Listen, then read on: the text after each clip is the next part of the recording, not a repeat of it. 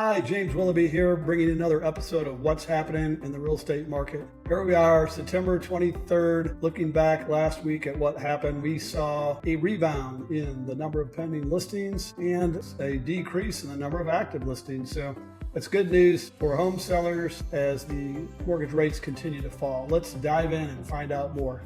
Every week we start out by looking at the active inventory. We are almost the same as this week as last week or the week before. We're hovering just under 11,900 listings for sale. So I'm glad to see that we're not growing. We did have a jump here from here to here, which we didn't really expect. What we're seeing in terms of the actual activity, as I mentioned before, these are the active listings. So we kind of, for the last 2 weeks in a row before last week, we had a growth in the number of active listings, and we've dropped from almost 900 to just about 800 in the last week. So that's growth in inventory is slowing down. And the graph below that is the pending graph, which shows that we went from 701 pendings 2 weeks ago to 774 last week. So that's good news for home sellers as well. And that leads us to the absorption rate, which is if we sold everything out with no new listings, it would take us